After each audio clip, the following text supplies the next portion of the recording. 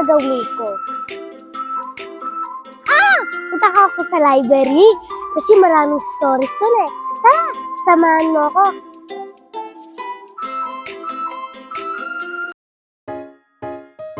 Kamusta sa lahat? Welcome back to my channel. Today, I have something special in store for you. For all parents, teachers, and young at heart individuals out there. I'm excited to dive in the enchanting world of Kwentong Pambata. These tales has been fundamental in the Philippines and beyond. So grab a comfy seat at sabay-sabay tayo natin simulan ang kakaibang paglalakbay na ito.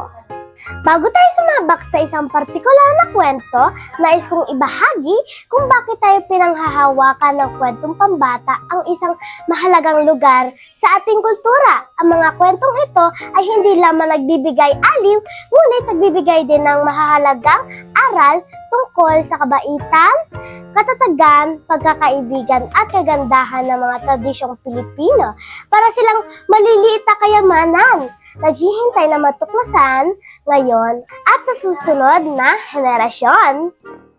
Ngayon, hayaan niyo kung ibahagi sa inyo ang isang paborito kong kwentong pambata na pinamagatan si Shun at ang puno ng mangga o Shun and the Mango Tree.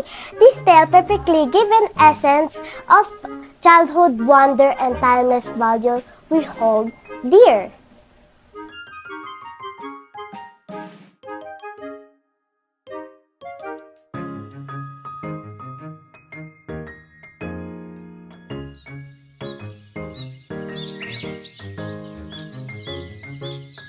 Noong unang panahon, sa maliit na nayon may nakatirang isang batang lalaki na nagngangalang Shun. Nakikilala si Shun sa kanyang pagiging mahilig sa pakikipagsapalaran at sa kanyang pagmamahal sa paggalugad sa mundo sa kanyang paligid. Isang maganda at maaraw na umaga.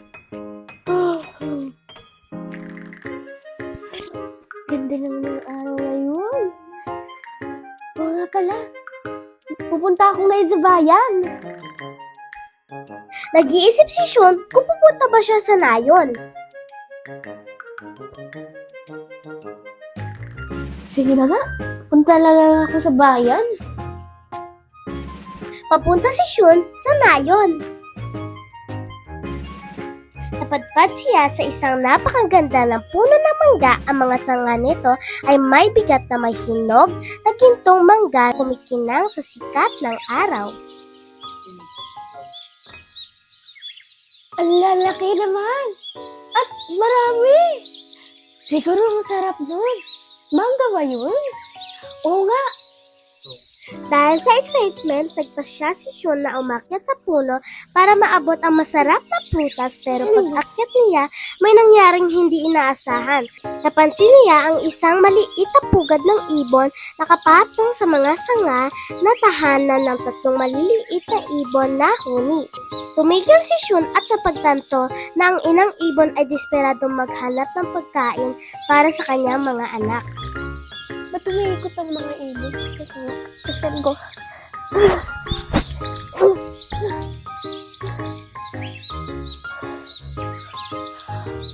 Kawawang ibon naman. Sa sandaling iyon, si Shun ay naharap sa isang dilema. Maaari niyang kunin ang mga mangga para sa kanya sarili upang mabusog ang kanyang gutom at pananabik. O maaari niyang iwan ang mga ito para sa inang ibon at sa kanyang maliliit na bata. Sandaling nag-isip ng malalim si Shun. Hanapan ko kayo ng pagkain! Nagsimula maghanap ang na makakain si Shun para matulungan ang inang ibon. Ito ay tumagal ng konting oras, ngunit hindi naglaon ay nakakuha niya ang mga piraso ng buto at mumo mula sa nayon. Nilagay niya ang mga ito sa ilalim ng puno. Maasang mapapakain ang nagugutom na pamilya. Buti naman, may pagkain na sila. Mami bird! Baby bird! May pagkain na kayo! Ang mga araw ay naging linggo at patuloy na inaalagaan ni Shun ang mga ibon bilang pasasalamat.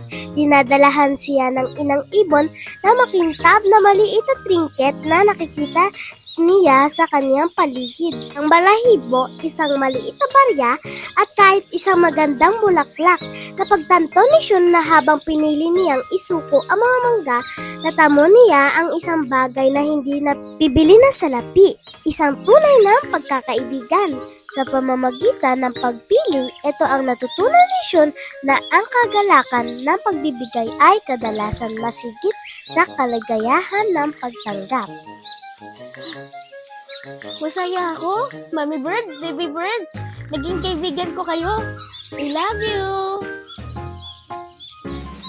Shun at ang puno ng mangga teach us the importance of compassion, generosity, and the beauty of unlikely friendships.